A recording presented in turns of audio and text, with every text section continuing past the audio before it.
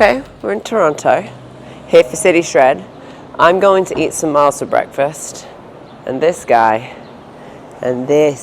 right here are gonna go hit, what do you say? Hit the streets and do what? The streets, look for some trouble. Look for some trouble on the streets.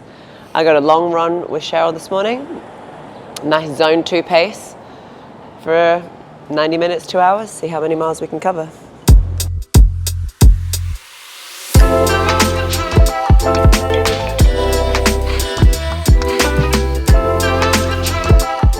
Hello!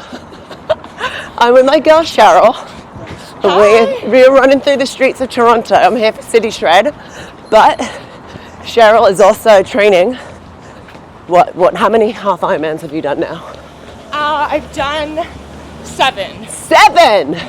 That's fun to be able to train.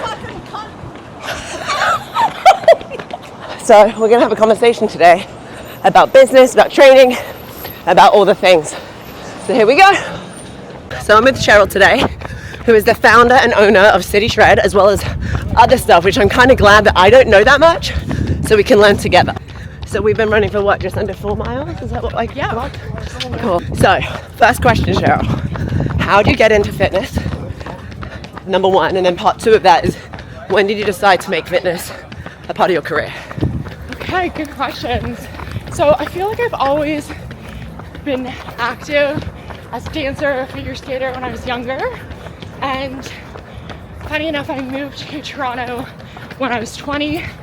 I didn't have much, so I needed to get a job right away. Long and short, I went 6 months of working 7 days straight, ended up with a nervous breakdown and severe anxiety, and I wasn't sure what was happening.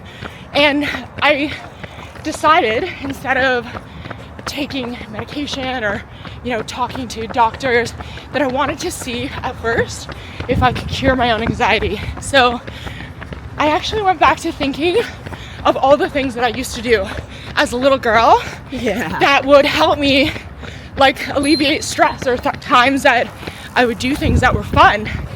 And a lot of what I came up with was for example, dancing and music, and the fact that I was able to control my thoughts, be in the present, and that's actually what helped me cure my anxiety. So then I kind of got back into fitness from that. I realized that... Do you mind if I put this on you? Yeah. Okay. I realized at that point that, it was such a huge part, not just of looking a certain way, but feeling a certain way. And I believe that in life we're all chasing a feeling, and that the aesthetics just come from the lifestyle and the mindset of everything. So that's actually how I got maybe back into fitness, but I've always been active, and it's always been something that I've really enjoyed. So I'd say fast forward, I got into fitness probably, I don't even know how many years ago, but when boutique fitness became very popular, I would start working out at different gyms. And one of the things that I found really fascinating was the fact that I could walk into a gym, no one, there'd be 20, 30 people, and I'd leave every single time feeling amazing. Yeah. So then it was thinking about it, sometimes I'd be at work, or you're with your family, you're with your friends, maybe you're not always feeling positive, yet 100% of the time that I was in a class, I felt amazing. So that was something for me to think about. And what I realized is that there's so many people like yourself, which is why you inspire me so much, that are not just putting together a program, but curating opportunities for energy, motivation, and community. Yeah, so I want to create a platform, give people an opportunity to motivate, to grow together.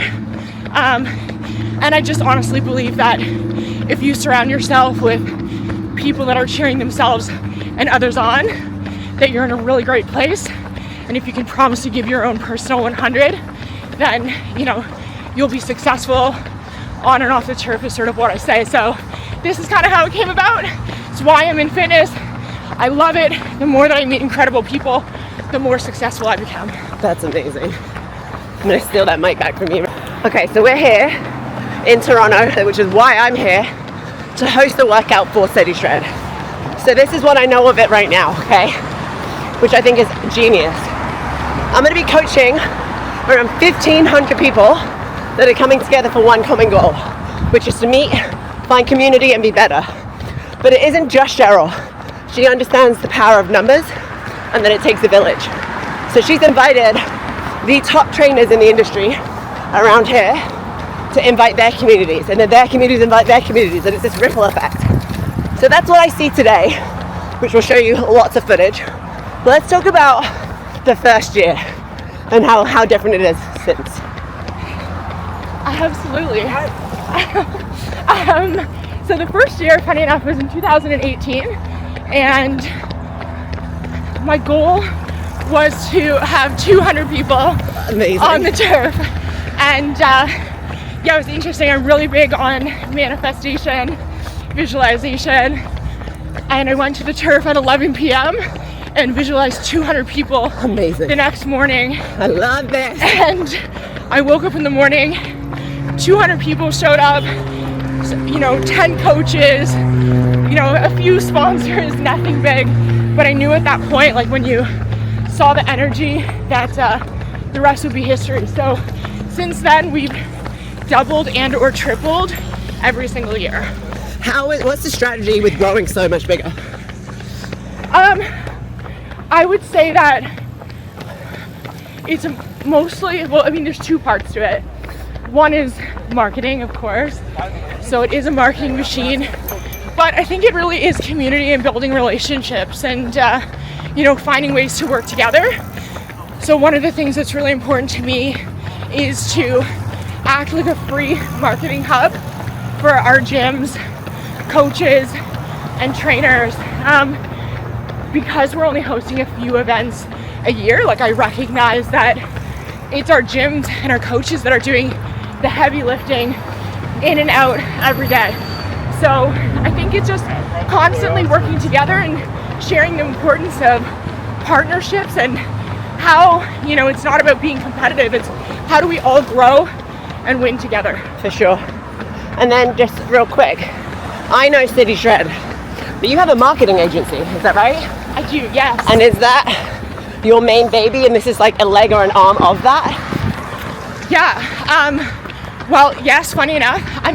Most people don't know this, so this is new news, but yes, that's actually how we started. Cool. I actually pitched Steady Shred to one of my clients years ago, and they had come back and they were like, it's not something that we can do at the moment, but actually it's something that you should do, and we'll write you the first check and be your first sponsor.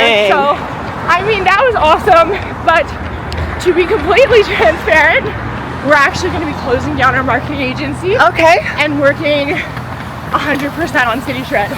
That's so exciting. Yeah. Wow. Yes. Okay, so let's talk about that. That's important. Yeah. So I have this saying of like, sometimes you gotta, this is so brutal because now I have a child, but sometimes you gotta kill your baby in business and you start on something, it becomes your absolute passion project. It's your baby, you put your blood, sweat and tears to get this thing off the ground. But you realize at some point when you started to explore entrepreneurship and you've expanded and evolved that baby is not the best business decision. So how do you come up, or how did you find the right space to make that decision? Because that's hard. Honestly, I think it goes back to what I said before. I think we're all chasing a feeling, and once you surround yourself with so many incredible people, I think that our idea of what success looks like, first of all, changes. So I think that the marketing agency has been amazing. My best friend's my business partner. It couldn't be any better. But I think that the feeling that we get from hosting events, you never know if you're changing someone's day, week, year, or life. So true. Far surpasses anything else that I've ever done. And honestly, I'd say that this year for me personally, and for my business partner as well, has been like the first year where I really feel like I'm exactly where I'm supposed to be Hell in yeah. life. That's And so cool. yeah, it's an amazing feeling. And I think honestly, for all of those reasons, I know that if I put my heart and soul into what it is that I love the most, it will grow. I love that. Okay, we're at mile 5. We're gonna tune out, get some more miles in, and report back. We're having a really good conversation. Repeat that question for me. Yes. So I guess my question for you, based on social media and your growth and where you started, did you always want to be like your most authentic self online? Like, is that always who you've been? Like, how did that become your positioning, like, right from the get-go? Yeah, it's a great question. I think there's been many stages of me. And at the beginning, the previous conversation we were having is Cheryl was explaining how she found me and how this is like, what, 2015? Yes. Like a long time ago. And that there wasn't as many females in the industry, right? And I think that was something that pushed me to build my brand and to be this powerhouse amongst them all, not just amongst the ladies, but like stack guys up against girls, like we could all hold our own. Yes. Which was great, but I also do think it came with this chip on my shoulder. Like I used to be super aggressive, like get the fuck up, I'm not gonna tolerate blah blah blah, you know? I think age has a lot to do with it too.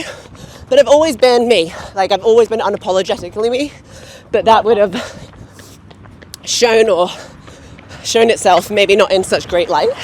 Like before fitness it was really aggressive, angry at the world, really hot-headed, it's my way or the highway kind of thing. Then when I found fitness, it helped me channel those dark demons in a way into a better space. But that also came with a lot too, you know? And then as years have gone on, my ultimate goal now is to like become the most authentic version of myself, that who you see right now, who my husband sees when the doors are closed, who my parents see, like it's all the same. And I used to exhaust myself trying to be me, the most of me to everyone else, but not to those that mattered to me the most. And I was just so tired. Oh, pool. Yes. That's good to know. Yeah. You can swim in that. So that's been this like constant mission. I think since I got rid of the red hair, of like take all masks off and become one. That's true success to me. And so that's been an interesting journey. But yeah, I've always been that way. I actually wanted to ask you that too. I wanted to ask you about the red hair, because I mean, you could tell that it was such a big a part of your identity for a long time. Yeah. And one, I guess, like, what did that mean to you? And like, how did it feel when you got rid of the red hair? Like, oh man, talk about an ego death and rebirth. So I had red hair before I was anyone, which I think is important to know, right? Yes. I dyed my hair red for me because I wanted to have red hair. I had a dream. I made it happen. But then it did become my identity. It became a massive part of my brand, a really enticing reason why brands wanted to hire me. And I got attached to that identity and that outcome. And 2 to 3 years, I had red hair for almost 8 years. 2 to 3 years before I got rid of it, it's really hard to run with no arms. I'm like this. Do you want me to hold on? Do you want to? Oh, yeah. This will be a challenge. Here we go. I'm like, why am I so out of breath? Sorry. So sorry. Just standing in the bike path. Okay, is it on right now? Yeah. Okay. So 2 to 3 years before I got rid of the red, my hair started to fall out. I was having like health issues, skipping periods because I was just so burnt out. I was chasing this forward direction, not really knowing where it was going to go.